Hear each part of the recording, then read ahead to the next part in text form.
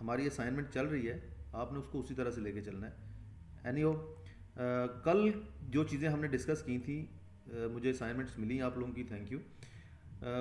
सब ने अच्छा काम किया हुआ था। अगर कोई चीज़ समझ में नहीं आई तो आप मुझसे भी पूछ लें, ताकि हम आगे चलने से पहले उसको रिवाइज कर लें।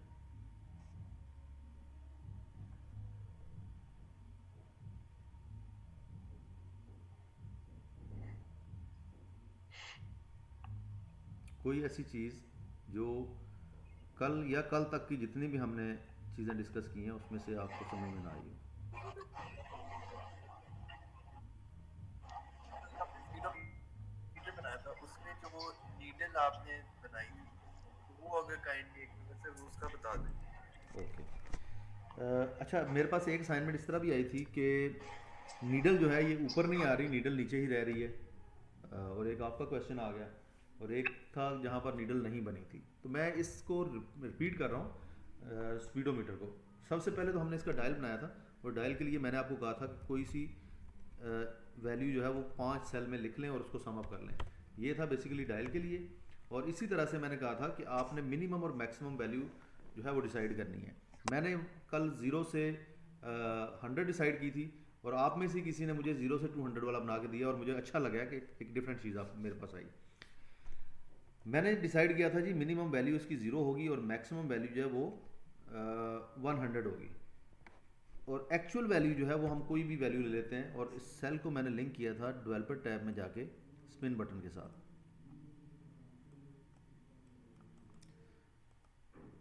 सॉरी, फॉर्मेट कंट्रोल, और यहाँ से हमने इसको लिंक कर दिया था। और इसकी जो मिनिमम वैल्यू है वो 0, मैक्सिमम 100, और इंक्रीमेंटल रेंज जो है वो 5 कर दिया था। कुछ यूँ।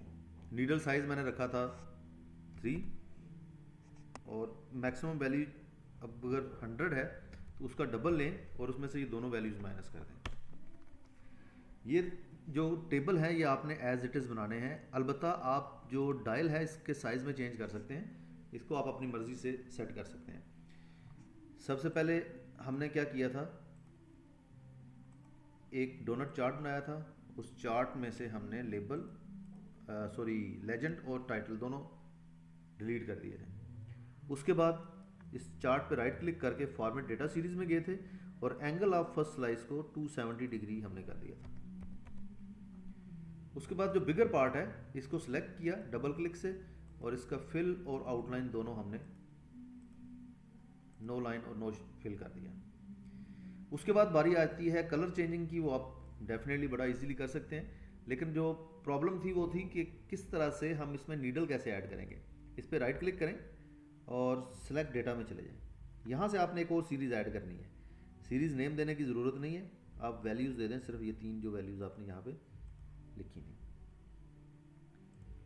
अब मेरे पास 2 डोनट चार्ट्स आ गए हैं जो बाहर नज़र आ रहा है। इस पर राइट क्लिक करें और चेंज सीरीज चार्ट टाइप पे क्लिक कर दें।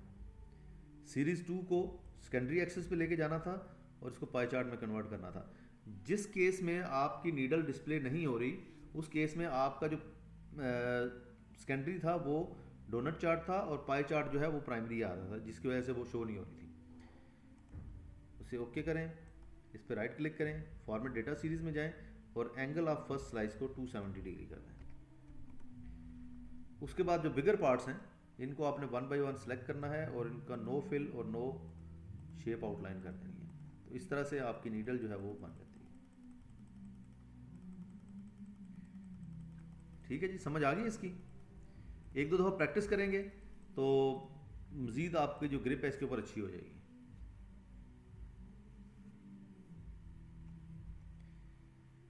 और कोई चीज़ जो समझ ना आई हो या आप उसको रिपीट कराना चाहें। आज के हमारे ग्राफ जो हैं वो 3 है, और तीनों जो है वो डिफरेंट भी हैं और थोड़े से आप कह लें ट्रिकी भी हैं।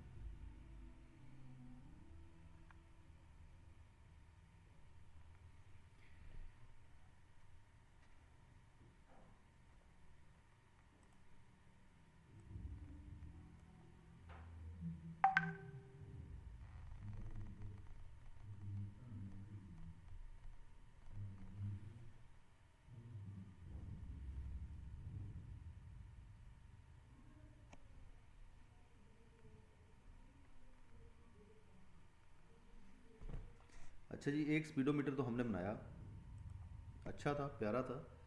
इसके अलावा एक और स्पीडोमीटर भी हम बना सकते हैं जो कि लाइन चार्ट को यूज़ करते हुए बनाते हैं। उसके अंदर कैलकुलेशंस थोड़ी सी मुश्किल है, लेकिन वो दिखने में ज़्यादा खूबसूरत है वो जो स्पीडोमीटर है। डायल बनाने का तरीकाकार उसका भी सेम है जो कि हमने यहाँ पे यूज़ किया, लेकिन उसका जो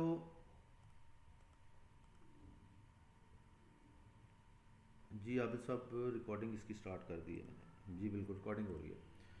अच्छा, उसका जो डायल है वो इसी तरह से बनता है, लेकिन उसमें हम ग्राफ दो बना रहे होते हैं और उनको ऊपर नीचे सेट कर रहे होते हैं। अब डायल के लिए मैं यही यूज़ कर लेता हूँ, और पाई चार्ट का जो था ऑप्शन वो मैं सीरीज़ डिलीट कर देता हूँ यहाँ से, इस तरह से। इस पर राइट क्लिक करें और इसको लिंक कर दें A1 के साथ। अब ये देखिए मेरे पास जो नंबर्स हैं वो कुछ इस तरह से हो रहे होंगे। अब आपने ना एक टेबल बनाना है, वो टेबल कुछ ऐसे होगा, 3 रोज होंगी उसमें, एक मिनिमम, मैक्सिमम और एक्चुअल। मिनिमम परसेंटेज हम लेट से हम कहते हैं 0% है, और मैक्सिमम कहते हैं कि 100% है। और एक्चुअल जो है वो हम ये जो वैल्यू हम ड्राइव कर रहे हैं इसको करेंगे, लेकिन इसको हमने परसेंटेज में कन्वर्ट कर देना है। तो यहाँ पर भी ये परसेंटेज की सूरत में आ रही होगी इस तरह से। अब परसेंटेज में कन्वर्ट करने के लिए मैंने 100 से डिवाइड कर दिया इसे। तो 0%, 100% और 10%, ये 3 वैल्यूज़ मेरे पास आ गई।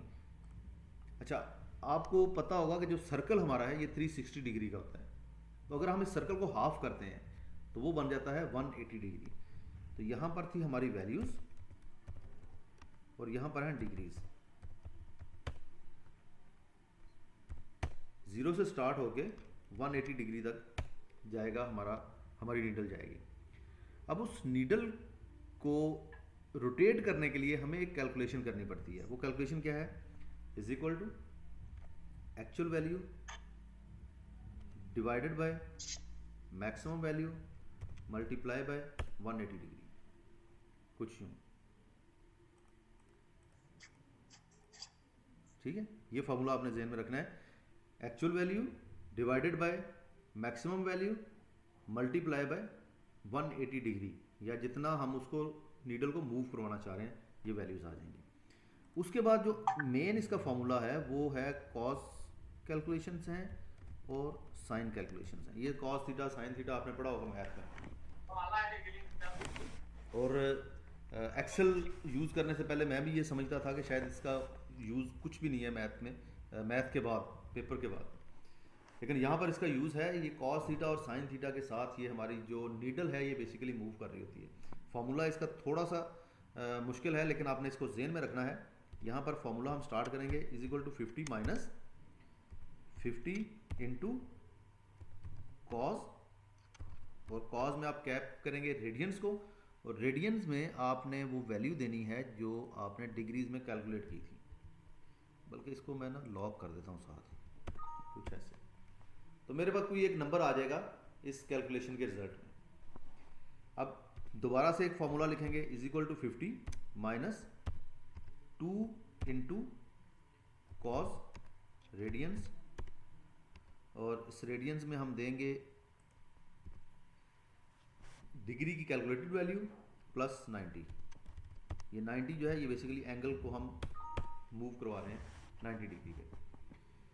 अब होता ये है कि जब भी हम नीडल लाइन चार्ट से बना रहे होते हैं तो उसकी 3 लेग्स बनती हैं जिनको हम बाद में इकट्ठा करते हैं उसकी मूवमेंट के लिए। फर्स्ट लेग, सेकंड लेग और थर्ड लेग जो बनेगी वो बनेगी 50 minus 2 into cos theta radians, और रेडियंस में आप कैलकुलेटेड वैल्यू देंगे माइनस 90 करेंगे, तो ये इस तरह से बनेगा। अब ये तो 3 हमने बना ली। उसके बाद जो फर्स्ट वैल्यू थी वो एज इट इज़ आपने फोर्थ सेल में रिपीट कर देनी है, और लास्ट सेल कॉस थीटा में आप लिखना है 50 ये कांस्टेंट वैल्यू है।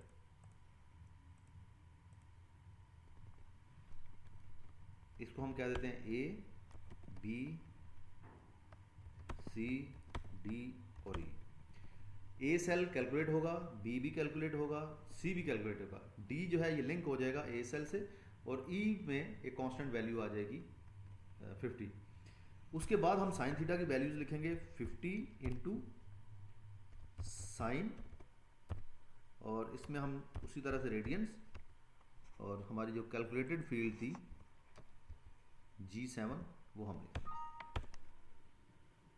उसके बाद 2 इंटू साइन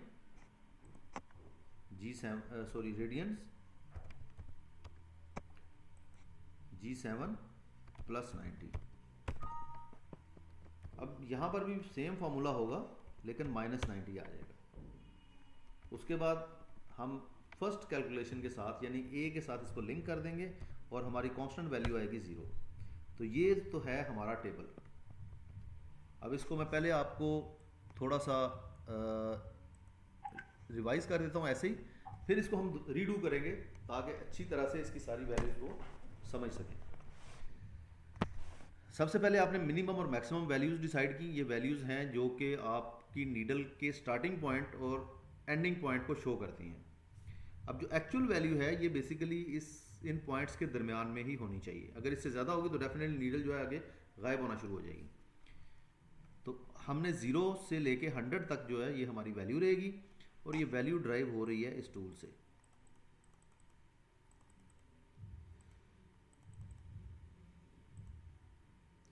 उसके बाद 5 रोज हमने सेलेक्ट की जिनके ऊपर हमने कॉस थीटा और साइन थीटा की कैलकुलेशंस करनी है। कॉस थीटा के अंदर आप देखें कि हर एक कैलकुलेशन में जो भी रिजल्ट्स हमारे पास आते हैं उसको 50 में से हम माइनस करते हैं। 50 माइनस 50 इंटू कॉस थीटा, और कॉस हमने लिया है रेडियन G7 का। रेडियंस G7 का हमने जब कॉस लिया उस वैल्यू को मल्टीप्लाई किया 50 के साथ, जो भी रिजल्ट हमारे पास आया उसको 50 में से हमने माइनस कर दिया, तो हमारे पास रिजल्ट आ गया 5.44। या अगर हम लेट से यहाँ पर 100 के ऊपर चले जाएं मैक्सिमम पे, तो ये हमारे पास रिजल्ट भी 100 आ गया यहाँ पे।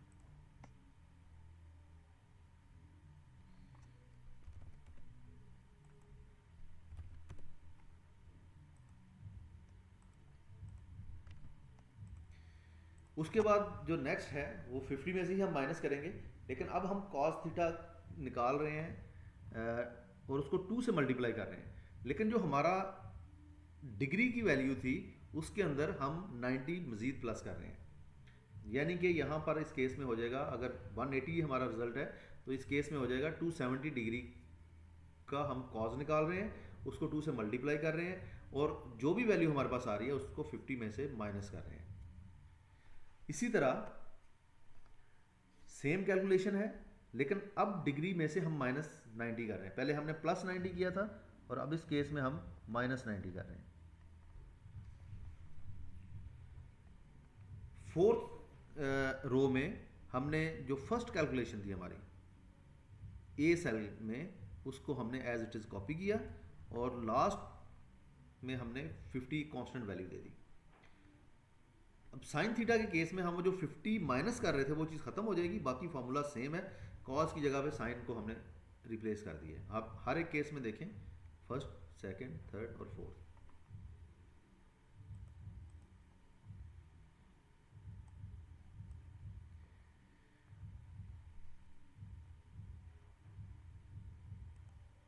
अच्छा, आवाज़ सबको मसला आ रहा है आवाज़ सुनने में?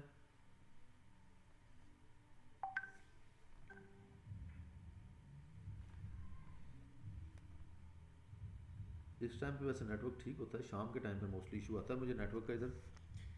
अच्छा, उसके बाद ये साइन थीटा के साथ हमने उसी तरह साइन थीटा लिया रेडियंस G7 का और उसको मल्टीप्लाई कर दिया 50 के साथ। फिर हमने साइन थीटा लिया रेडियन प्लस 90 का,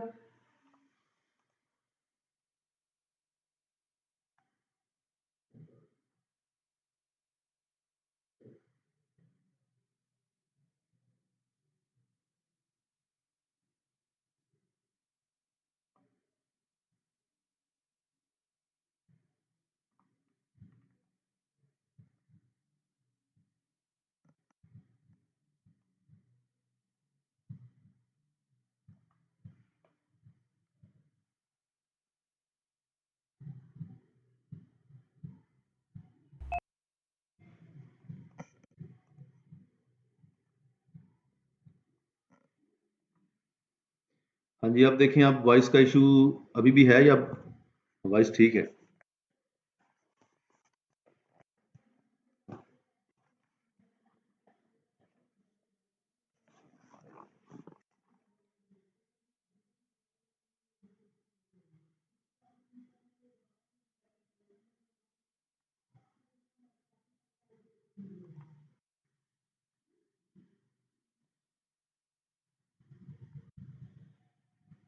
हाँ जी सिकंदर साहब, आप आवाज़ ठीक आ रही है आपको? आप भी ओके। अच्छा, मैं इसको ना दोबारा से रिपीट करता हूँ। यहाँ से हम इसको 90 से 50% से कर लेते हैं।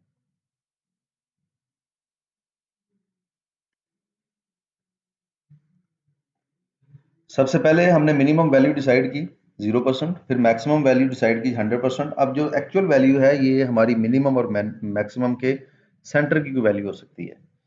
उसके बाद डिग्रीज आ जाते हैं। डिग्री में हमने चूंकि हाफ ऑफ द सर्कल जो है उसको मूव करवाना है नीडल को, तो हम 0 डिग्री से लेके 180 डिग्री तक जाते हैं। अब 0 डिग्री क्या है हमारा?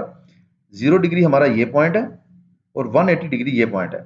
अगर हम इससे डिग्रीज बढ़ाते जाएंगे तो ये नीचे की तरफ इस तरह मूव करता जाएगा। इसी तरह अगर हम मिनिमम डिग्रीज को कम करते जाएंगे तो लेफ्ट साइड से जो पॉइंट्स हैं ये नीचे मूव हो जाएंगे। और 360 का मतलब यह कंप्लीट एक सर्कल जो है हमारा वो पूरा करेगा ये। फिर हमने क्या किया, एक कैलकुलेशन की डिग्रीज की, जो हमारी एक्चुअल वैल्यू है उसको डिवाइड किया मैक्सिमम वैल्यू से और 180 डिग्री से मल्टीप्लाई कर दिया। ये एक फॉर्मूला है, आपने एज इट इज लिखना है। तो हमारे पास एक वैल्यू रिटर्न हो गई जो कि हमें एक्चुअल पोजीशन बताती है अकॉर्डिंग टू डिग्रीज 50% कहां पे फॉल करना चाहिए। तो 90 डिग्री पे डेफिनेटली होगा। उसके बाद हमने कॉस थीटा की कैलकुलेशंस करनी है और साइन थीटा की करनी है। उसके लिए 5 रोज जो है वो मैंने सेलेक्ट की। फर्स्ट रो में कॉस थीटा हमने लिया रेडियंस G7 का। G7 के अंदर हमारी कैलकुलेटेड वैल्यू लिखी हुई है और उसको मल्टीप्लाई कर दिया 50 के साथ। जो भी रिजल्ट आया उसको 50 में से माइनस कर दिया। इसी तरह से कॉस थीटा लिया हमने रेडियंस G7 प्लस 90 का, 2 से उसे मल्टीप्लाई किया और 50 में से वो वैल्यू हमने माइनस कर दी, तो हमारे पास वैल्यू आ गई 52। इसी तरह से सी कॉलम में वही फॉर्मूला रिपीट किया जो ऊपर था, सिर्फ G7 में से 90 प्लस करने की बजाय हमने यहां पे माइनस कर दिया।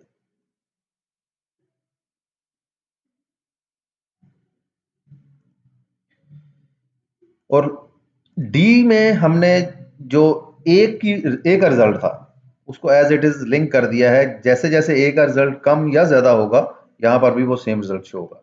और लास्ट में 50 हमारी कांस्टेंट वैल्यू है कॉस थीटा के केस में और 0 कांस्टेंट वैल्यू है साइन थीटा के केस में। फिर साइन थीटा की कैलकुलेशन बिल्कुल उसी तरह से फॉर्मूला है जिस तरह से कॉस थीटा का था। फर्क सिर्फ ये है कि 50 माइनस का जो हमने वहां पे कर रहे थे वो इसमें से खत्म कर दिया, बाकी एज इट इज है। सिर्फ कॉस को हमने रिप्लेस कर दिया साइन के साथ। तो ये हमारे पास एक टेबल बन जाता है कुछ इस तरह से। इस टेबल को हमने सेलेक्ट करना है वैल्यूज को इस तरह से। इंसर्ट में जाएं और line chart sorry scatter chart में हमने जाना है। स्कैटर चार्ट में अगर आप देखें तो यहां पर स्कैटर विद स्ट्रेट लाइंस है, ये भी आप सिलेक्ट कर सकते हैं और स्कैटर विद स्मूथ लाइंस भी सिलेक्ट कर सकते हैं, लेकिन मैं इस वक्त करूंगा स्ट्रेट लाइंस। इसका चार्ट टाइटल रिमूव कर दें, इसके ग्रिड्स जो है ये रिमूव कर दें ताकि जरा सिंपल सी आपके पास लाइन आ जाए। अब कुछ इस तरह से आपके पास लाइन आ रही है। अब जैसे जैसे आप इसको यहां से मूव करते हैं तो ये भी कुछ मूवमेंट हमें दे रही होती है, लेकिन ये मूवमेंट हमारी जो है वो उस तरह से नहीं है जिस तरह हमें चाहिए। तो हम क्या करेंगे, इसके एक्सेस को स्टैटिक करेंगे। फॉर्मेट एक्सेस में जाएं, -10 करें मिनिमम और मैक्सिमम कर दें 110। ये हमारे वर्टिकल एक्सेस आ गए। अब यहां पर भी आप -10 करेंगे और 110 मैक्सिमम कर दें। तो इस तरह से हम अपने एक्सेस जो है वो हमने एडजस्ट कर लिए। अब देखिए मैं जब भी इसको मूव करता हूं तो मेरे पास नीडल उसी हिसाब से मूव हो रही है जिस तरह से मुझे करना चाहिए। लाइन के ऊपर क्लिक करें, शेप आउटलाइन में जाएं, यहाँ से इसका कलर भी आप चेंज कर सकते हैं और इसका साइज जो है वो बढ़ा दें कुछ यूं। ग्राफ के ऊपर क्लिक करें, शेप फिल को नो फिल कर दें और इसकी आउटलाइन को भी नो आउटलाइन कर दें और इसे उठा के इस ग्राफ के ऊपर लें कुछ यूं।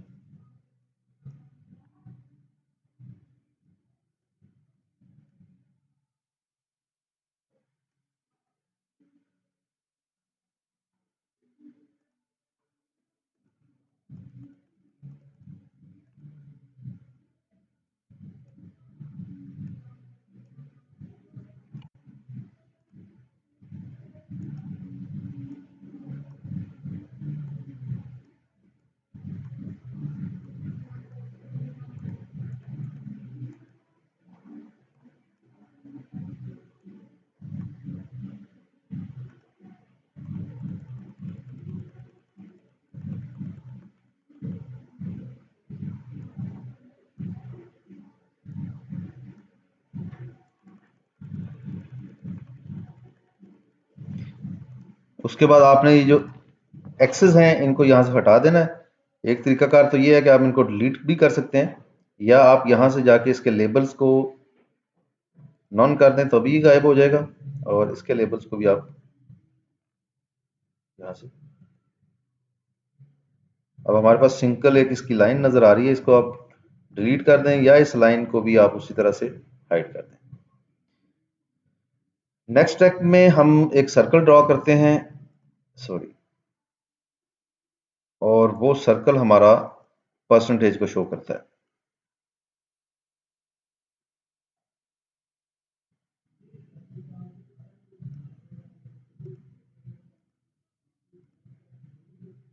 और इसमें परसेंटेज शो करने के लिए हम कुछ यूं करते हैं।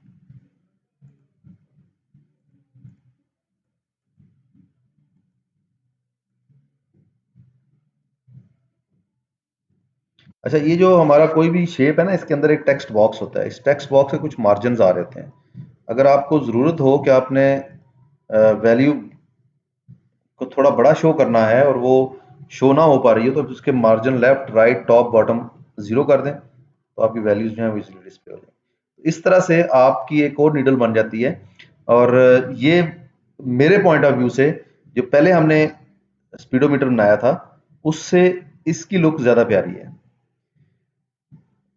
अब मुझे बताएं, ये सबको समझ आ गया इसका?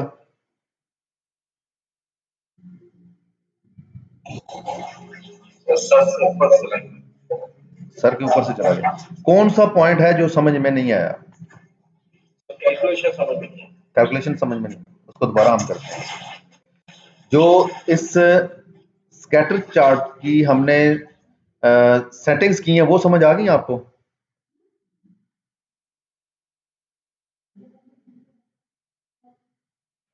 हमने इसके एक्सेस फिक्स किए हैं और इसका कलर वगैरह ठीक किया। अच्छा, मैं इसको रिपीट कर रहा हूँ। ओवरलैप क्या ये भी देखना है, लेकिन पहले तो इक्वेशन समझ में आना, फिर ये ओवरलैप जो ग्राफ करना है। ओके, इसको तो हम बाद में डिस्कस कर लेंगे। हमारे पास 3 वैल्यूज हैं, मैक्सिमम, मिनिमम और एक्चुअल। मिनिमम हमने डिसाइड किया 0% है और मैक्सिमम हमने डिसाइड किया 100% है। एक्चुअल वैल्यू जो है वो हम कोई भी वैल्यू ले सकते हैं जो कि 0 से 100 के दरमियान में हो। तो ये 3 वैल्यूज तो हमारी इस तरह से आ गई। इसमें से जो एक्चुअल वैल्यू है ये कांस्टेंट नहीं है, ये वेरिएबल है और ये इसके साथ ही हमारी नीडल बेसिकली मूव कर रही होती है। अब जो हमने वैल्यूज ली हैं इन्हीं वैल्यूज को हमने डिग्रीज में कन्वर्ट करना है।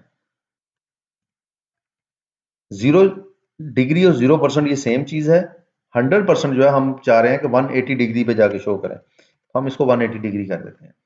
उसके बाद जब हम परसेंटेज को डिग्री में कन्वर्ट कर रहे होंगे तो हमने क्या करना है, actual value divided by maximum value, इसको मल्टीप्लाई कर देंगे हम जो हमारी मैक्सिमम डिग्रीज हैं। जैसे यहाँ पर 180 डिग्री है तो ये कन्वर्ट हो जाएगा 90% जो है वो आ गया उसके अगेंस्ट 162 डिग्रीज। ये 162 डिग्रीज बेसिकली ये एंगल है जिसको ये शो कर रहा है। अब जैसे जैसे ये डिग्रीज मैं कम करता जाऊंगा जैसे फॉर एग्जांपल मैं सर सॉरी मैं थोड़ा सा इंटरप्ट करूंगा। जी ये जी जो डिग्री वाला पोर्शन है प्लीज दोबारा रिवाइज कर देंगे। ये ये डिग्री वाला, ये वाला। जी सर। अच्छा, इसके लिए ना पहले मैं आपको एक कॉन्सेप्ट देता हूँ कि बेसिकली हम, ये एक हमारे पास सर्कल आ गया, ठीक है। अब इस सर्कल के इस पॉइंट को देखें और इस पॉइंट को देखें, ये टोटल जो सर्कल है हमारा ये 360 डिग्री बनता है। लेफ्ट साइड पे, एक सेकंड में देखता हूं अगर मुझे पॉइंटर यहाँ पे मिलता है तो,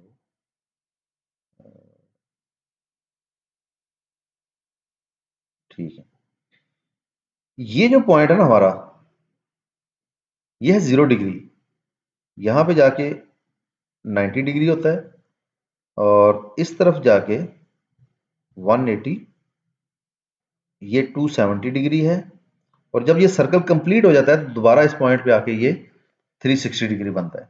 अब हम जो नीडल को मूव करवाना चाह रहे हैं, ये इस पॉइंट से लेके इस पॉइंट तक मूव करवाना चाह रहे हैं। बेसिकली इससे ऊपर ऊपर नीडल मूव करेगी, ये नीचे का पोर्शन जो है ये नीडल मूवमेंट नहीं होगी। इसलिए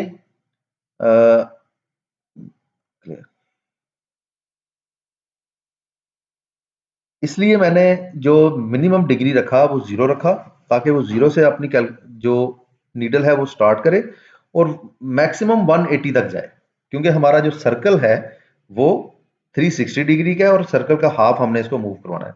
तो ये तो दोनों स्टैटिक वैल्यूज आ गई या कांस्टेंट वैल्यूज। अब तीसरी वैल्यू है जो हम परसेंटेज को डिग्रीज में कन्वर्ट कर रहे हैं। 0 एज इट इज 0 रहेगा, लेकिन जो 90 डिग्री है 50% जो है वो 90 डिग्री बन जाएगा, क्योंकि वो 50% हाफ ऑफ द जो हमारी स्पीडोमीटर की डायल है उसके सेंटर में आता है। उसको कन्वर्ट करने का क्या फॉर्मूला है? Actual value divided by maximum value, ये परसेंटेज की बात कर रहा हूं मैं, मल्टीप्लाई बाय मैक्सिमम डिग्री। तो जो वैल्यू हमें रिटर्न होगी वो इसको बल्कि मैं इसका कलर चेंज कर देता हूं, ये वो डिग्री है जिसके ऊपर जो ड्राइव हो रही है एक्चुअल वैल्यू से, और इसी की बेस के ऊपर हम कैलकुलेशंस करेंगे जिनकी मदद से हमारी नीडल जो है वो मूवमेंट करेगी। यहां तक समझ आ गया? ठीक है सर। अच्छा, उसके बाद हमने क्या करना है, जिस जो नीडल की कैलकुलेशन है आप वो करेंगे। अब उसके लिए हमें 5 रोज चाहिए, ए बी सी डी और ई। अब याद रखने की चीज ये है कि ई में जो भी वैल्यू है वो कांस्टेंट है, और वो कॉस के केस में 50 है और साइन के केस में 0 है। ये तो हमारा एज इट इज हो जाएगा, ठीक है। अच्छा, अब मैं ना इसको इस तरह से करता हूं, रेडियंस, और ये मैंने एंगल ले लिया। ये मेरे पास रेडियंस की एक वैल्यू आ गई है।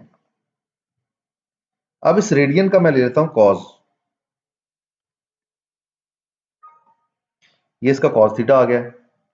अब जो भी कॉस थीटा की वैल्यू थी उसको मैंने 50 से मल्टीप्लाई कर दिया, वो वैल्यू ये आ गई। अब ये साइंटिफिक शो हो रही है, इसको मैं नंबर में अगर कन्वर्ट करूं तो कुछ यूं आएगी।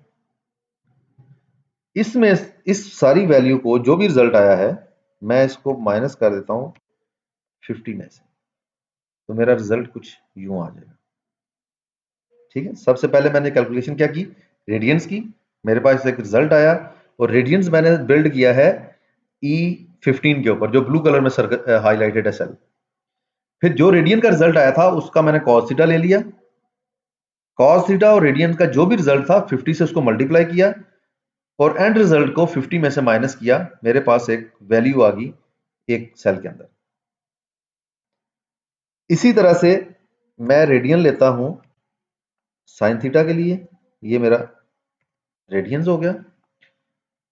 इस रेडियंस का मैं साइन थीटा ले लूंगा, SIN साइन थीटा, और जो भी वैल्यू आई है उसको 50 से मल्टीप्लाई कर दूंगा।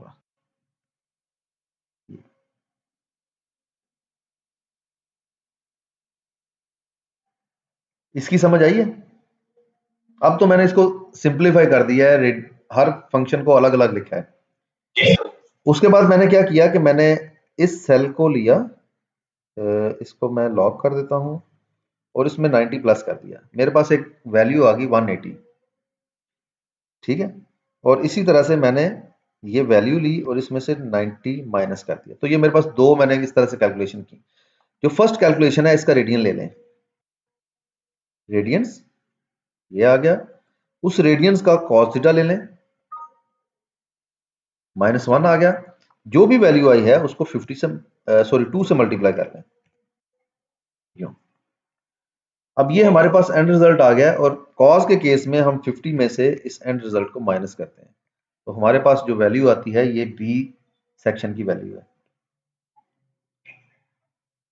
अब हमने E15 -90 भी किया था, इसका भी पहले आपने रेडियंस लेना है, रेडियंस के अगेंस्ट एक वैल्यू रिटर्न होगी, उसका आपने cos थीटा ले लेना है और cos थीटा के बाद उसको 2 से मल्टीप्लाई कर देना है। हमारे पास एक रिजल्ट आएगा, उस रिजल्ट को आपने 50 में से माइनस कर देना है।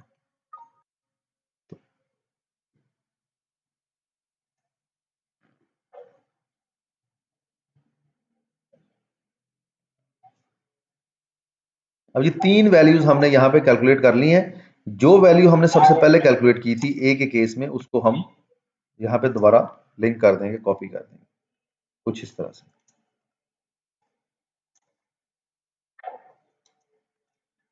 अच्छा, साइन के केस में हमने क्या करना है, यहाँ पे is equal to E15 plus 90 और यहाँ पर E15 माइनस 90 था। ये इसी तरह से वैल्यूज आ जाएंगी। पहले आपने रेडियंस ले लिया, उस रेडियंस का आपने साइन थीटा लेना है, ये साइन थीटा आ गया, और इस साइन थीटा को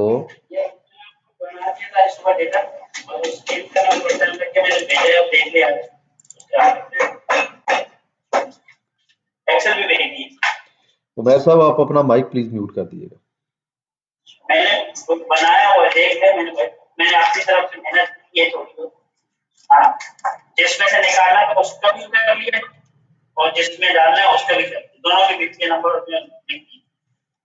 तो मेहर अफजल आप प्लीज अपना माइक म्यूट कर दें। इंग्लिश में इतना कर दिया। तो मेहर अफजल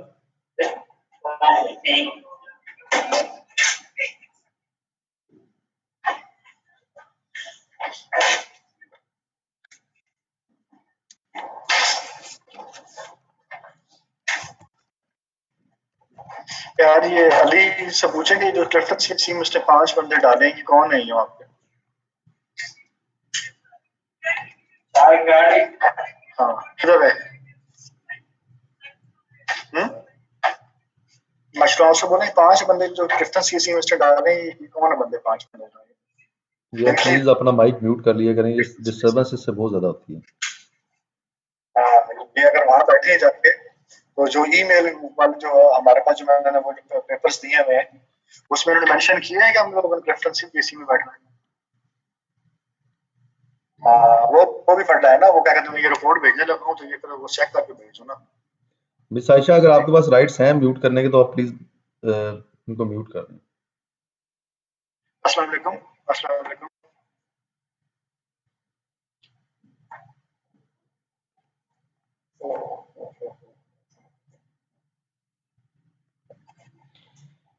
ओके जी। अच्छा, इसके बाद हमने इसका रेडियंस जो आया था उसको साइन थीटा लिया और जो भी वैल्यू आई है उसको 2 से मल्टीप्लाई कर दिया, तो हमारे पास एक रिजल्ट आ जाएगा। इसी तरह से हमने डिग्री की जो एक्चुअल वैल्यू थी उसको माइनस, उसमें से 90 को माइनस किया, उसका रेडियंस ले लिया, उस रेडियंस का हमने साइन थीटा लेना है और जो भी वैल्यू आई है उसको 2 से मल्टीप्लाई कर देना है और डी कॉलम में ए की वैल्यू को एज इट इज कॉपी कर देना है। ये फॉर्मूला दोबारा से आप रिपीट भी कर सकते हैं डी में, या आप इस सेल को लिंक कर सकते हैं इसके साथ। तो ये इस तरह से हमारा जो टेबल है वो बनेगा। अब जैसे जैसे आपकी वैल्यूज चेंज हो रही हैं, ए बी सी और डी, इनकी वैल्यूज भी चेंज होती जा रही हैं और जैसे जैसे ये वैल्यूज चेंज हो रही हैं नीडल की मूवमेंट भी उसी तरह से कंट्रोल हो रही है। अब बताएं इसमें से कौन सा फॉर्मूला है जो समझ नहीं आया, मैं उसको एक दफा फिर रिपीट कर देता हूं।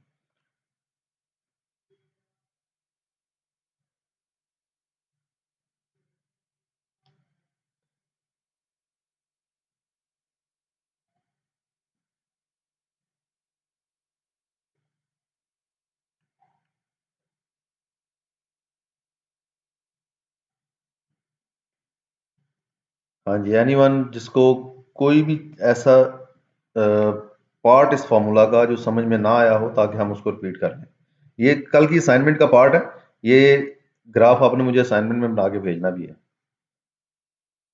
अच्छा, आबिद भाई मुझे ये पूछना है कि ये नीचे जो कॉस्ट में वैल्यू आई है, जी जी, ये कहाँ से अबव जो हमारी चल रही है कॉस्ट ऑफ थीटा की वैल्यू, वहीं से कॉपी हुई है, क्या हुई है? कौन सी वाली आप इसकी बात कर रहे हैं, डी में? जी जी जी जी, इसी की। ये मैं इसको जरा हाईलाइट कर देता हूँ।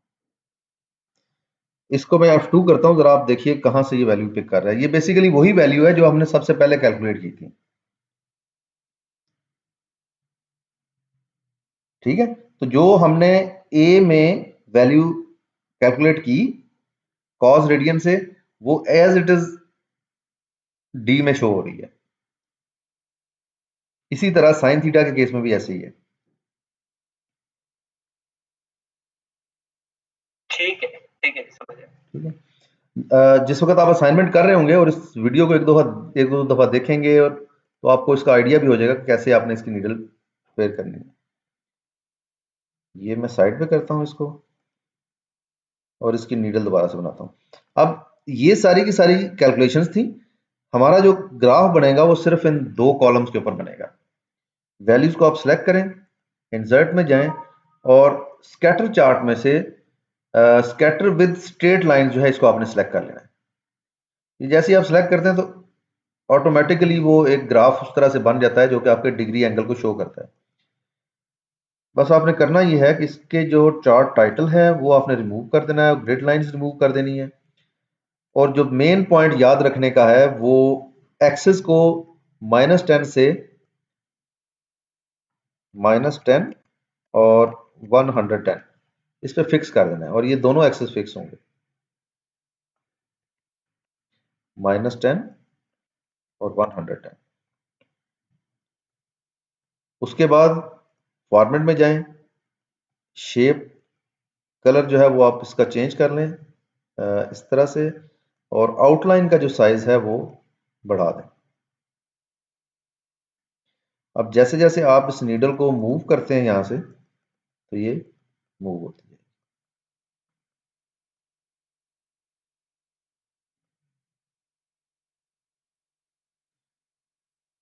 अब इन केस यहां पर -10 आ जाता है, तो ये देखें नीचे नीडल जो है वो कटना शुरू हो गई है, गायब होना शुरू हो गया है। इसी तरह अगर 100 की बजाय 110 करता हूं तो भी इसी तरह से होगा।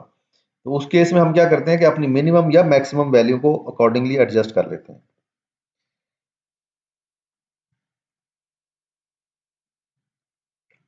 कल की असाइनमेंट का ये पहला हमारा क्वेश्चन है, इसको आप देख लीजिएगा।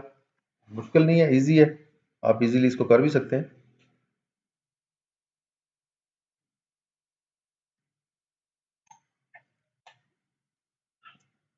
किसी की तरफ से कोई क्वेश्चन?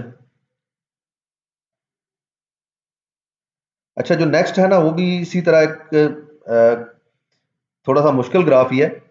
वो हम ट्रैफिक सिग्नल्स बनाएंगे, 10 मिनट की ब्रेक कर लें, नमाज पढ़ लें, उसके बाद फिर उसके ऊपर काम करते हैं।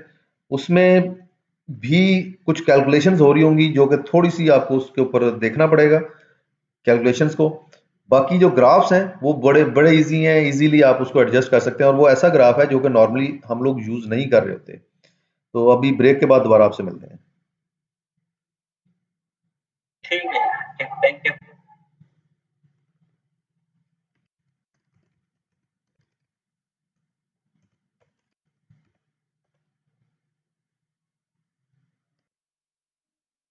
और वो कैलकुलेशंस कुछ ठीक होगा।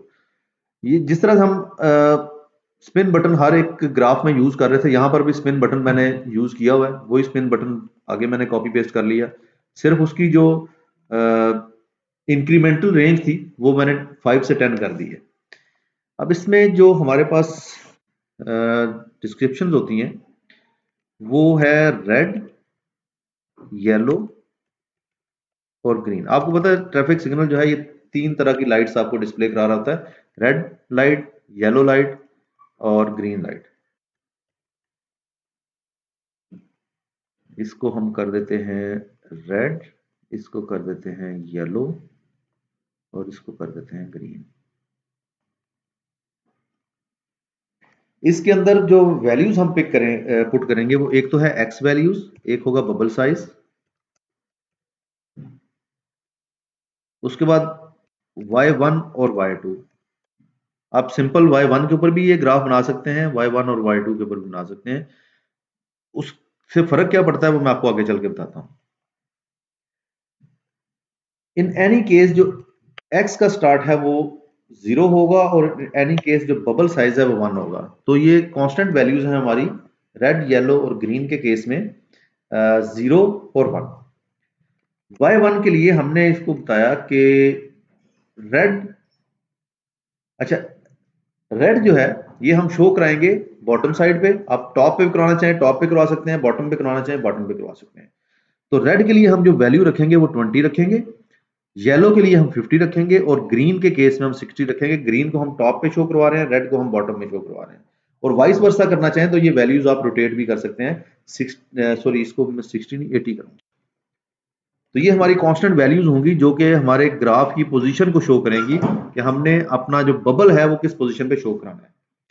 अब y में आपने एक फॉर्मूला लिखना है, इज इक्वल टू इफ जो वैल्यू हमने लिखी है a1 में उसको हमने देखना है if this is less than और इक्वल टू 30, कॉमा उसमें 20 उसकी जगह पे लिखेगा। तो आप यहां पे कर दें जी 20, कॉमा -100। तो ये आपका फॉर्मूला होगा y1 के केस में। अब यही फॉर्मूला आपने कॉपी करके y2 में ले आना है, लेकिन इसके जो रिजल्ट था ना ये आपने रोटेट कर देना है, यानी कि ट्रू के केस में -100 हो जाएगा और फॉल्स के केस में 20 हो जाएगा। तो अब जिस वक्त हमारे वैल्यूज जो है वो 30 या इससे कम होंगी तो y1 में पॉजिटिव वैल्यू आ जाएगी और y2 में नेगेटिव आ जाएगी। और अगर वैल्यूज हमारी 30 से ज्यादा हो जाती हैं तो y1 के अंदर नेगेटिव वैल्यू आ जाएगी और y2 में पॉजिटिव वैल्यू आ जाएगी। उसके बाद आ जाता है येलो। येलो में मैंने आपको एक फॉर्मूला पढ़ाया था एंड का। एंड फंक्शन हम यूज करेंगे और एंड में हम बताएंगे a1 is greater than 30, comma a1 is less than, यहां पे हम कर लेते हैं 70।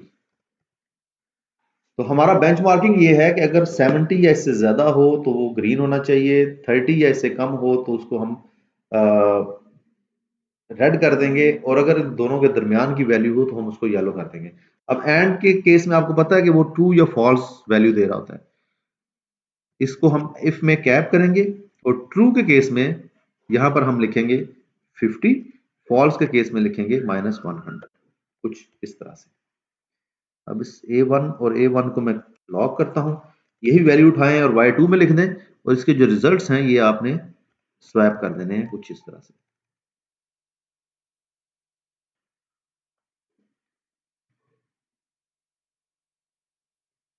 जिस वक्त ये 70 या इससे ऊपर जाएगा या 30 या उससे नीचे आएगा तो यहाँ पर वैल्यूज जो हैं वो y1 में नेगेटिव वैल्यूज आ जाएंगी -100 और y2 के अंदर 50 आ जाएगा। लेकिन जब इस रेंज के दरमियान में होगा तो वैल्यूज हमारे पास y1 में पॉजिटिव वैल्यू शो होगी। अब ग्रीन आ जाता है। ग्रीन के केस में if a1 is greater than और इक्वल टू 70, कॉमा 80, कॉमा -100। तो ट्रू के केस में यहां पर 80 शो हो जाएगा और फॉल्स के केस में -100 आ जाएगा। ये फॉर्मूला कॉपी करें, y2 के नीचे इसको पेस्ट कर दें और वैल्यूज को स्वैप कर दें कुछ इस तरह से। अब आप जब ये फॉर्मूला लिख लेते हैं उसके बाद आपने सिर्फ देखना ये है कि y1 के अंदर एक ही वैल्यू पॉजिटिव आनी चाहिए और y2 के अंदर एक ही वैल्यू नेगेटिव आनी चाहिए। तो ये जैसे जैसे आपकी वैल्यूज चेंज होगी उसी तरह से ये टेबल भी अपडेट हो जाएगा। अब आपने इसके ऊपर ग्राफ ड्रॉ करना है, लेकिन ग्राफ ड्रॉ करने से पहले मुझे ये बता दें कि क्या इसकी समझ आ गई आपको?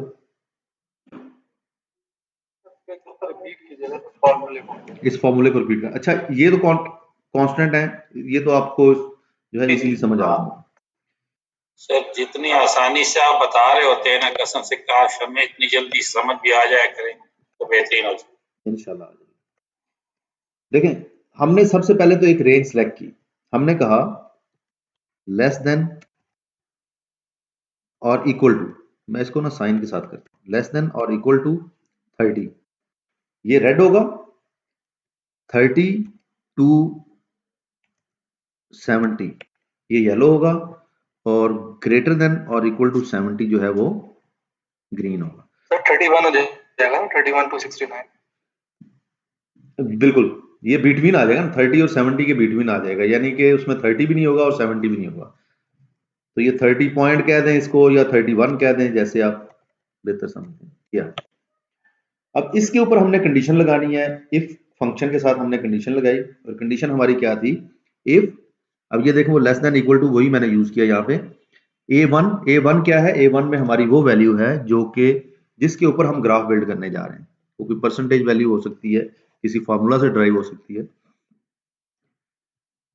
अगर कंडीशन ट्रू होती है तो यहां पर 20 शो कर दो। अब 20 मैंने इसलिए लिखा है ताकि जो मेरा सर्कल था, वो जो सर्कल मेरा बनेगा उसका रेड लाइट का, वो कंप्लीट सर्कल शो हो। सेकेंडली, इन तीनों सर्कल्स के दरमियान में इक्वल स्पेस भी देनी है मैंने, तो 20, 50 और 80 जो है मैंने इसलिए इसकी सिलेक्शन की है इन नंबर्स की। आप कम ज्यादा करके देख लें, लेकिन उसमें हर्डल क्या होता है, या तो सर्कल आपस में मिक्स हो जाते हैं, और या सर्कल जो है टॉप से या बॉटम से कट हो जाता है। तो इसलिए मैंने 20, 50 और 80 यहाँ पे सिलेक्ट किया। If A1 is less than और इक्वल टू 30, (20, -100), अगर ये वैल्यू फॉल्स होगी तो यहाँ पर -100 होगा। -100 इसलिए लिखा है कि इस केस में उस बबल को मैंने गायब कर देना है। इसी तरह से जब मैंने Y2 में ये वैल्यू लिखी, बाकी फार्मूला सेम है, सिर्फ उसकी जो रिजल्ट्स हैं ट्रू और फॉल्स के, वो मैंने स्वैप कर दिए हैं। पहले जहां पे 20 लिखा था, अब उसकी जगह पे -100 लिख दिया है, और -100 की जगह पे 20 लिख दिया है। सेम केस ग्रीन में है। यहाँ पे अगर आप ग्रीन में भी देखें, सिर्फ फर्क क्या है, ग्रेटर देन और इक्वल टू 70 लिखा है। सर एक जगह बबल होगा तो दूसरी जगह बबल गायब हो जाएगा, आप ये चाह रहे हैं? एग्जैक्टली। ये गायब क्यों करना है ये भी मैं आपको बताता हूँ। अगर आप ये गायब ना भी करें फर्क नहीं पड़ता, लेकिन उसमें थोड़ी सी ब्यूटी आती है, खूबसूरती आती है ग्राफ में। जो मुश्किल फार्मूला था ना, वो ये सेंटर वाला था, येलो का, क्योंकि हमने सेंटर की वैल्यू दिखानी है, तो हमने एंड फंक्शन यूज किया है। एंड का मतलब क्या है, वो 30 से ज्यादा भी होनी चाहिए, वो 70 से कम भी होनी चाहिए, तब जाके ये कंडीशन ट्रू होती है। तो जब वो 30 से कम ज्यादा है, 70 से कम है, तो फिर उसके केस में वो 50 यहाँ पे डिस्प्ले करेगा, अदरवाइज -100 करेगा। तो ये था इसका फॉर्मूला। इसी को, इन्हीं फॉर्मूलाज को दूसरी तरफ ले जाके मैंने इनके रिजल्ट्स जो है स्वैप किए हैं। जो पॉजिटिव वैल्यू थी उसको नेगेटिव के साथ, और नेगेटिव को पॉजिटिव के साथ स्वैप कर दिया, आपस में वैल्यू सेम रहेंगी। सर ये जब फर्स्ट वैल्यू उठाएगा, जैसे आपने Y2 में उसको स्वैप किया वैल्यूज को, तो ये फर्स्ट वैल्यू को पहले प्रेफर करेगा। जैसे Y1 में उसने 20 उठा दिया, तो अगर सेम Y1 वाला फार्मूला मैं Y2 में ऐड करता तो वो उसको 20 पिक करता, जब मैं -100 पिक करेगा। देखिए उसने क्या करना है, उसने ट्रू देखना है। यहाँ पे अगर कंडीशन ट्रू हो रही है तो फिर वो देगा इस केस में। तो सेम वैल्यू स्वैप करने, ये देखिए मैं आपको इसकी जरा कंडीशन ना ट्रू करके दिखाता हूँ। इफ का फार्मूला हमें लगा कंडीशन भी दे दिया सर। ये देखिए अब यहाँ पे -20 आ गया, यहाँ पे -100 चला गया।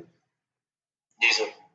अब क्योंकि हमारी कंडीशन फॉल्स हो गई है, हमने इसको कहा था if the value is less than और इक्वल टू 30, लेकिन 40 जो है वो ना तो इक्वल टू है ना लेस देन है, तो उसने रिजल्ट फॉल्स रिजल्ट्स जो है वो यहाँ पे शो करवा दिए।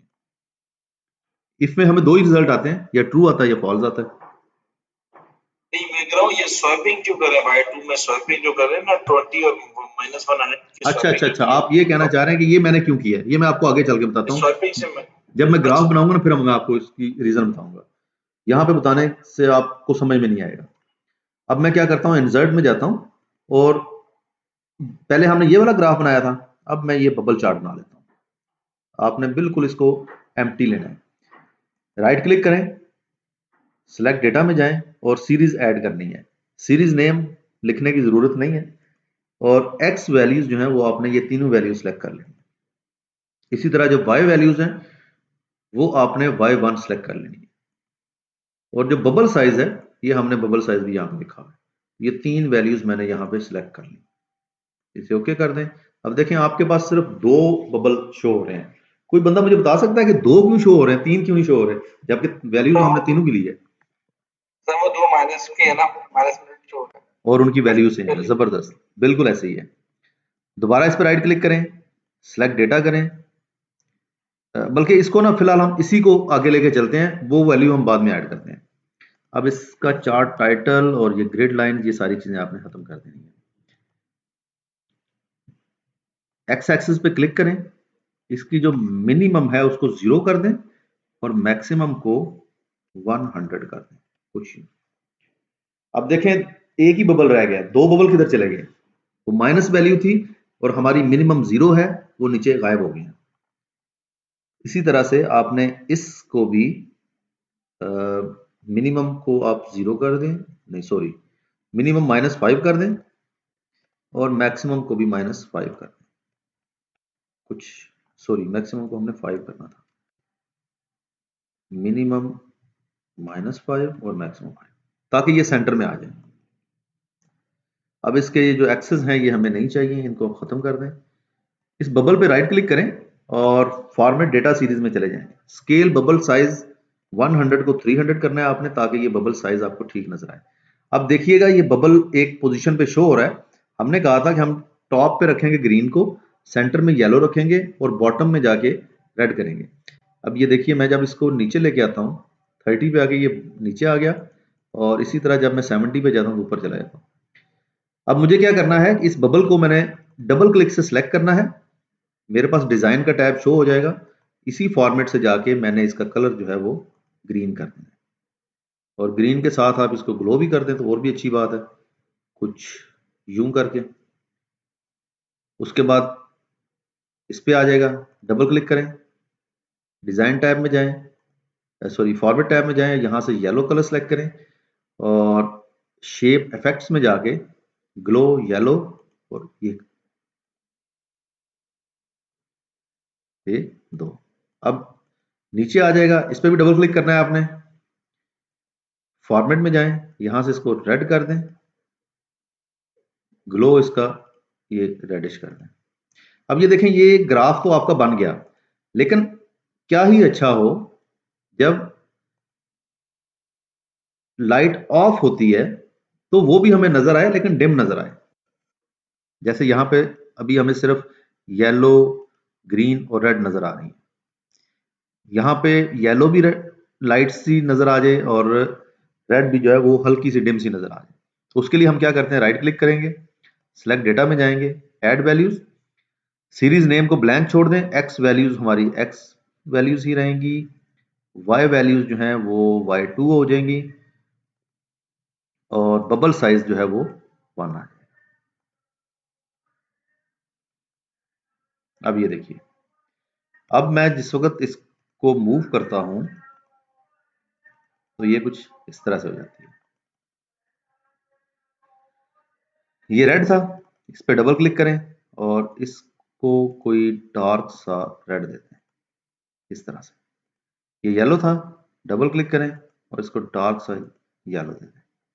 इसी तरह ये टॉप पे जो है ये ग्रीन था, डबल क्लिक किया और इसे डार्क सा ग्रीन। तो अब देखिए, सिर्फ वो लाइट आपकी हाईलाइट होगी जिसको आपने सिलेक्ट किया हुआ है। तो इस तरह से आप बिल्ड कर सकते हैं ट्रैफिक सिग्नल भी। Y2 बनाने का मकसद सिर्फ और सिर्फ ये था कि ये जो लाइट्स हमें बुझी हुई नजर आ रही हैं, डिम नजर आ रही हैं, ये शो कराने के लिए। अदरवाइज सारी की सारी जो वर्किंग है वो Y1 के ऊपर हो रही है। अब किसी का कोई क्वेश्चन है तो पूछ सकते हैं।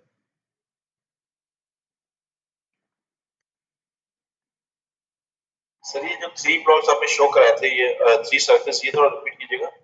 3 सर्कल कहाँ से सिलेक्ट किया आपने? पहले तो उसमें एक सर्कल आ रहा था ना जो हाईलाइट हो रहा था। मैंने इस पर राइट क्लिक किया, सिलेक्ट डेटा में गया, पहले मेरे पास थी सीरीज 1, मैंने एक और सीरीज ऐड की, यहाँ पे ऐड पे क्लिक किया, एक्स एक्सिस में एक्स वैल्यूज दे दी, वाई में y2 की वैल्यूज दी। पहले मैंने y1 सेलेक्ट किया था, अब मैंने y2 किया, और बबल साइज में मैंने बबल साइज को सिलेक्ट कर लिया।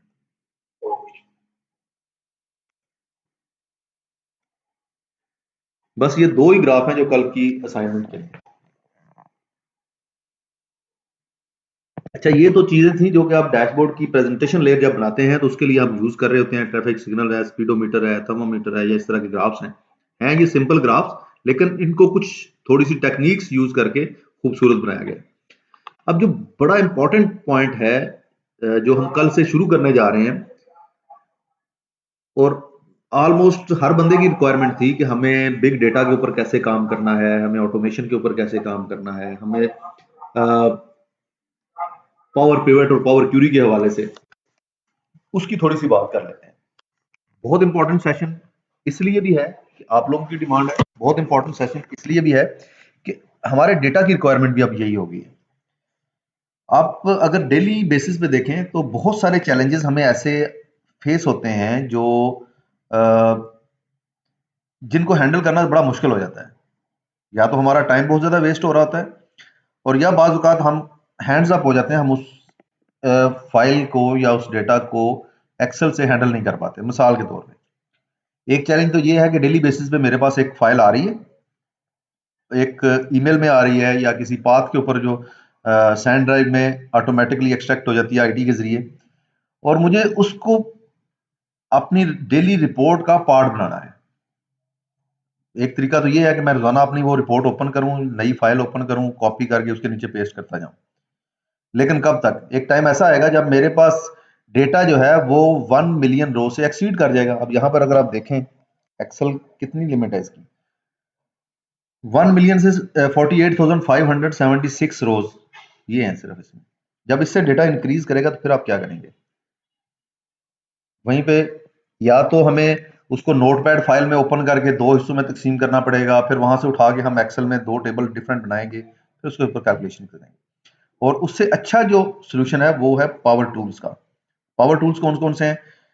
पावर पिवट, पावर क्यूरी और पावर व्यू, ये 3 पावर टूल्स हैं जो कि इन प्रॉब्लम्स को हल करने के लिए बनाए गए थे।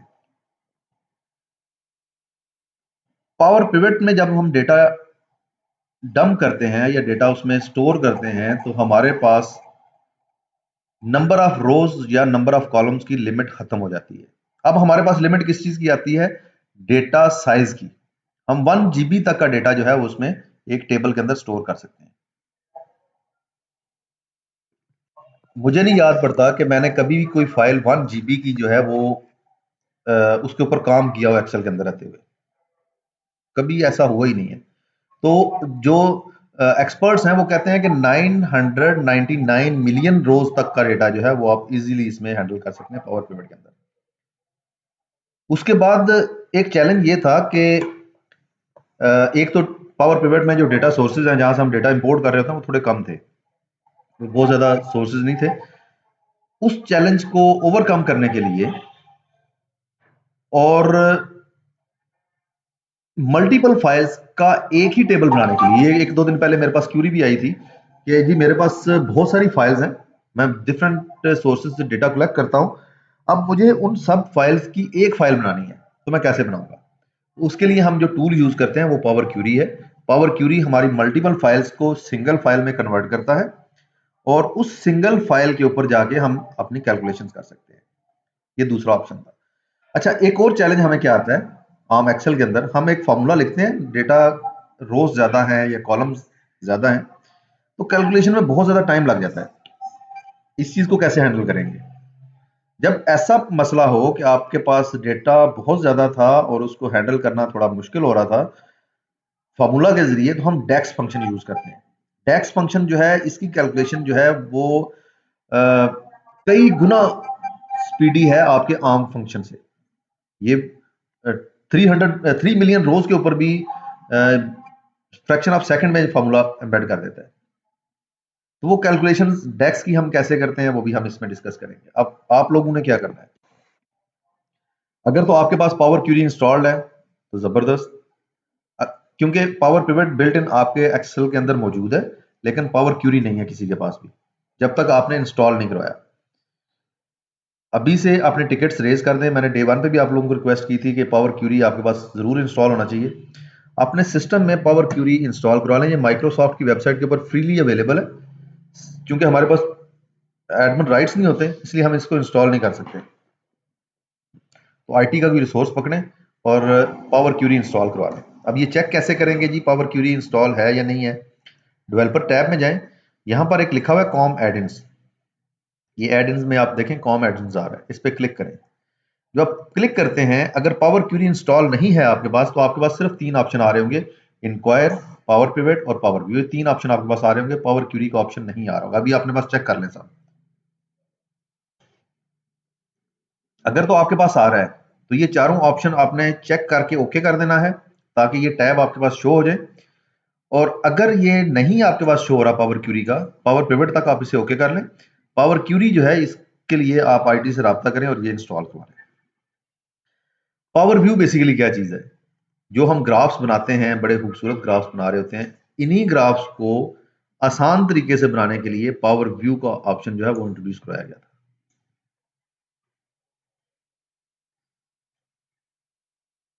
अब जिस वक्त इन 3 टूल्स की डिमांड बढ़ने लगी, हर कोई डिमांड कर रहा था जी हमने पावर पिवट पे काम करना है, पावर क्यूरी पे काम करना है, पावर व्यू में जाके डैशबोर्ड बनाने हैं, तो माइक्रोसॉफ्ट ने एक अलग से सोल्यूशन बना दिया इसके लिए जिसको हम पावर बीआई कहते हैं, जो कि ऑल्दो कि इस ट्रेनिंग का पार्ट नहीं है, लेकिन डे टू डे उसकी डिमांड बढ़ती जा रही है।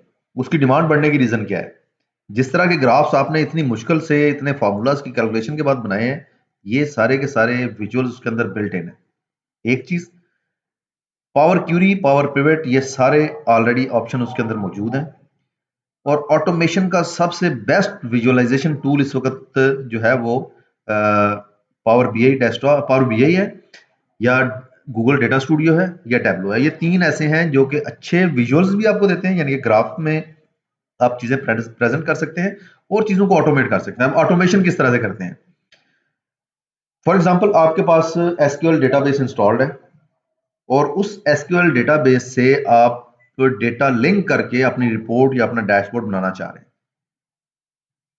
तो पावर क्यूरी के जरिए या पावर पिवट के जरिए आप एसक्यूएल डेटा टेबल को कनेक्ट करते हैं। जब भी वो टेबल अपडेट होता है, ऑटोमेटिकली आपका जो रिपोर्ट है वो भी अपडेट हो जाती है। आपने सिंपली एक रिफ्रेश का बटन जो है, डेटा में रिफ्रेश बटन है, इसको रिफ्रेश पे क्लिक करना है, तो वो आपकी बैकएंड पे जितनी वर्किंग है वो सारी अपडेट हो जाएगी। इसकी हम डेफिनेटली प्रैक्टिस भी करेंगे, एक्सरसाइज भी करेंगे, इसकी असाइनमेंट्स भी होंगी जो इसके ऊपर हम कर रहे होंगे। तो ये अच्छा, इसके अलावा जो पाथ के ऊपर डेली बेस पे वो एक रिपोर्ट एक्सट्रैक्ट हो रही है। मैंने आपको कल एक सैंपल दिखाया था,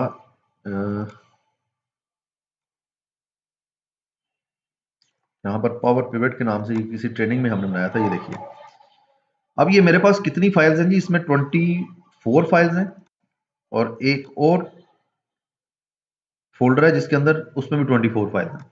तो ये जो फाइल्स हैं ये तो आप लोगों के साथ मैं शेयर भी कर दूंगा, इसको अपने डेस्कटॉप के ऊपर सेव कर लेना ताकि इसके ऊपर हम वर्किंग कर सकें। ये बल्कि मैं अभी इसको फेंक देता हूँ ग्रुप में।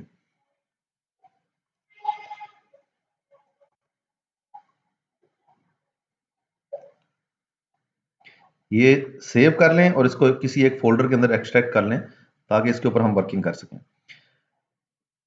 अब जब ये डेली बेसिस पे हमारे पास साथ ये फाइल शेयर हो जाती है किसी पाथ के ऊपर, जब हम रिफ्रेश का बटन प्रेस करेंगे, जब हमने वो फोल्डर एक्सेस किया हुआ है पाथ का, जैसे ही हम रिफ्रेश का बटन क्लिक करेंगे, हमारा जो डेटा टेबल्स हैं वो अपडेट हो जाएंगे। अपडेट होने से क्या होगा कि जो नया डेटा उसमें हमने ऐड किया वो भी ऐड हो जाएगा। अलबत्ता अगर हमने कोई फाइल रिमूव कर दी अपने डेटा सोर्स में से या कुछ डेटा रिमूव किया, तो जब हम रिफ्रेश करेंगे तो हमारे पावर पिवट में से उस पर्टिकुलर टेबल में से वो उतनी रोज या उतना डेटा भी जो है वो खत्म हो जाएगा। इसके ना कुछ थोड़े से चैलेंजेस हैं।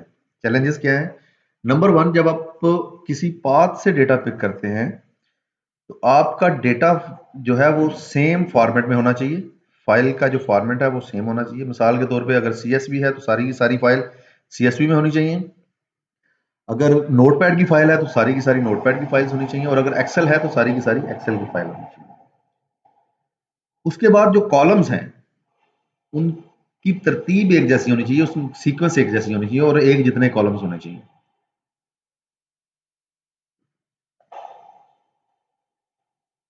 इसी तरह से इन सम केसेस जब हम शीट एक्सेल में उठा रहे होते हैं तो वहां पर जो शीट नेम है वो भी बड़ा मैटर करता है। अगर तो आप CSV से उठा रहे हैं तो CSV के अंदर शीट होती है, कोई इशू नहीं है। अगर आप नोटपैड से उठा रहे हैं तो नोटपैड में डेफिनेटली फाइल नेम ही उसकी शीट है। लेकिन अगर आप एक्सेल से डेटा आउट पिक कर रहे हैं तो उसका शीट का एक नाम होता है, वो सेम होने जरूरी है।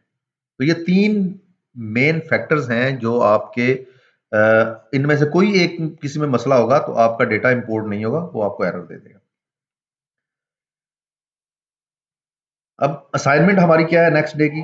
असाइनमेंट ये है कि सबसे पहले तो आप लोगों ने एक स्पीडोमीटर बनाना है जो कि स्कैटर चार्ट को यूज करते हुए आप बनाएंगे। उसके बाद एक आपने ट्रैफिक सिग्नल बनाना है, और तीसरा आप सब ने मुझे व्हाट्सएप ग्रुप के अंदर एक स्क्रीनशॉट भेजना है अपने एक्सेल का जिसके अंदर पावर पिवट और पावर क्यूरी, ये 2 टैब जो है ये विजिबल होने चाहिए। तो ये जो है लास्ट क्वेश्चन यानी कि स्क्रीनशॉट वाला, ये तो हर बंदे ने मस्ट करना है।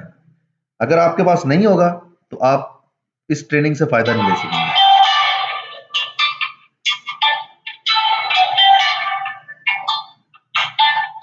आसिफ साहब प्लीज इसको म्यूट कर दीजिएगा। Thank you. तो बेसिकली ना ये जो थर्ड है ना, ये तो है आपके नेक्स्ट जो सेशन हैं, जो 2 दिन आपके गुजरने हैं, पावर क्यूरी, पावर पिवट और विजुअल्स के ऊपर। उन चीज़ों के हवाले से ये स्क्रीनशॉट है, ये मस्ट भेजना है आपने, आज इसकी इंस्टॉलेशन करवा लेनी है। और 2 क्वेश्चंस हैं जो कि आपने मुझे करके भेजने हैं। क्वेश्चन नंबर 1 आपका एक ग्राफ होगा कुछ इस तरह से स्पीडोमीटर का, स्कैटर चार्ट से और बबल चार्ट से आपने मुझे ट्रैफिक सिग्नल बना के भेजने हैं। अब जो चीज़ें हमने आज डिस्कस की हैं उनके ऊपर कोई क्वेश्चन है तो वो प्लीज़ मुझसे पूछ लें। मेरा एक छोटा सा क्वेश्चन था, जैसे शीट 1 2 3 4, अगर मैं इन चारों शीटों को एक ही जगह पे डेटा को क्लब करना चाहूं तो वो किस तरीके से होगा? वो भी पावर क्यूरी से होगा, मैं आपको बता दूंगा उसका भी। अब होता पता क्या है, उसमें भी चैलेंज ये आता है, अगर उन चारों का आपने एक बनाना है तो शीट नेम चूंकि सेम होना चाहिए, तो पहले आपको वो सेपरेट करनी पड़ती हैं। लेकिन इसकी एक प्रैक्टिस करके देख लेंगे। इससे पहले मुझे ये वाली क्यूरी किसी ने की नहीं है, मैं पहले इसकी प्रैक्टिस करूंगा फिर मैं आपको बताऊंगा इसका कि इसका क्या तरीका है। एक्चुअली मेरा ना फ्लीट का डेटा है, अब वो नंबर ऑफ रजिस्ट्रेशन नंबर के हिसाब से मैंने वो उसमें टैब पे शीट्स बनाई हुई हैं। जब मैं उनके टैब या VRF को एक जगह पे क्लब करके, मतलब मैं चाह रहा हूं कि एक ही जगह पे कंसोलिडेट हो और फिर मैं उनके ऊपर वर्किंग करूं, वो नहीं हो पा रही मुझसे। अली आप मुझे इसकी एक सैंपल शीट भिजवा सकते हैं? बिल्कुल सर, मैं आपको आप मुझे ना एक शीट भेज दें, ईमेल कर दें, ताकि हम इसको भी अपने इसमें ऐड कर लें। अच्छा, इसके ना जब हमारे पास कोई सोल्यूशन नहीं रहता, पावर पिवट का भी हमें सपोर्ट नहीं करता, तो फिर एक लास्ट चीज हमारे पास बचती है और वो है VBA। मुझे भी नेट पे यही मिला था, मगर वो बड़ा मुश्किल, उसका सेटअप बहुत मुश्किल है। उसका मुश्किल है, ऐसे ही है। VBA के लिए आपको VBA के एटलीस्ट बेसिक्स का पता होना जरूरी है। अगर आपको बेसिक्स नहीं पता VBA की, आप उसको रन ही नहीं कर सकते, वो एरर दे जाता है। ऐसे ही हुआ है मेरे साथ।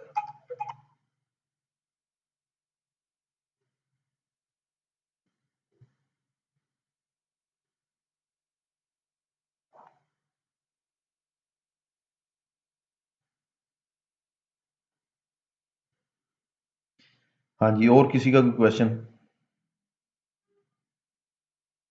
सर थर्मोमीटर में जो आपने वैल्यूज दी थी लेफ्ट टू राइट पे, उसकी जो वैल्यू हम उसमें उसके ऊपर टैगिंग करना चाहता हूँ फ़ारेनहाइट और सेंटीमीटर, तो वो उसके ऊपर टैगिंग किस तरह करें? थोड़ा सा एक्सप्लेन करें। थर्मोमीटर में हमने सर कल की क्लास थी, उसमें आपने थर्मोमीटर वो बनाया था, कल वाला सर पे आपको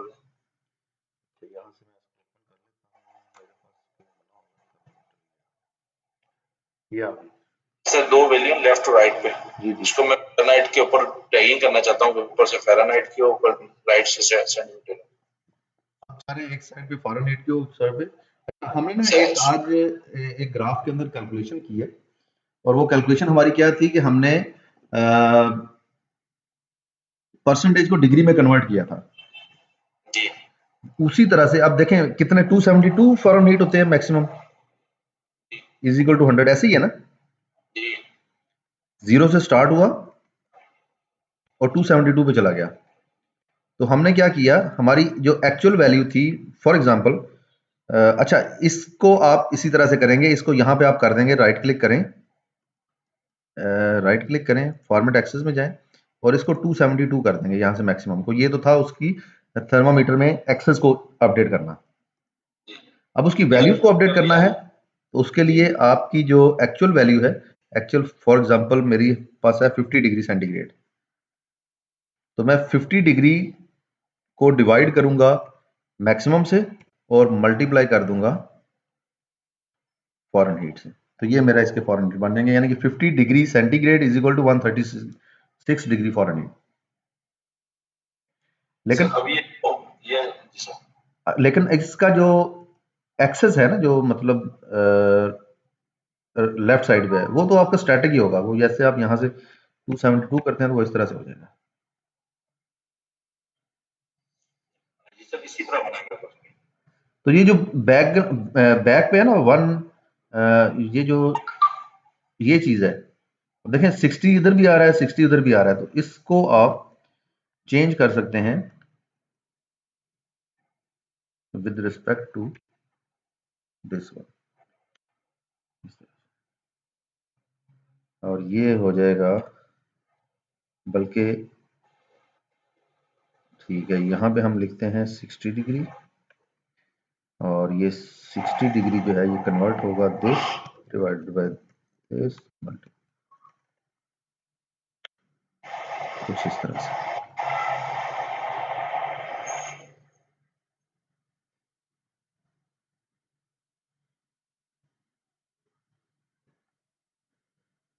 अब हमारा प्राइमरी कौन सा और सेकेंडरी कौन सा है यहाँ से? ये प्राइमरी हो गया और ये सेकेंडरी हो गया।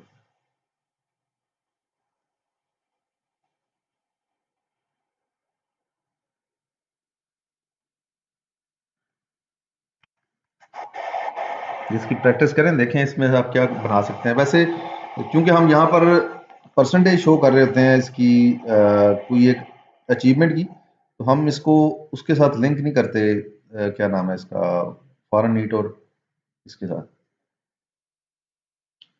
सर इसके ऊपर टैगिंग नहीं हो सकती, एफ मेंशन करने ऊपर फ़ारेनहीट के ऊपर एफ, या जैसे इस सर्किल में वैल्यू आ रही है, इस पे हम बता देंगे फ़ारेनहीट है या टेम्परेचर से टी है या सी है, कर सकते हैं। टेक्स्ट बॉक्स में यहाँ पर फ़ारेनहीट लिख दें, इसके ऊपर डिग्री का साइन डाल दें। वो तो आपको आइडिया होगा कैसे डालते हैं, सिंबल्स में जाएं और यहाँ पर डिग्री का सिंबल आ रहा होगा।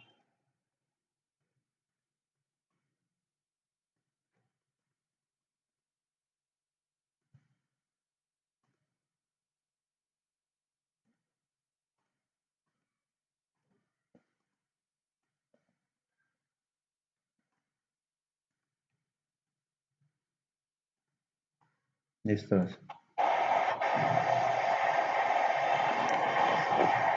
इसी तरह सेंटीग्रेड भी आप ऐड कर सकते हैं।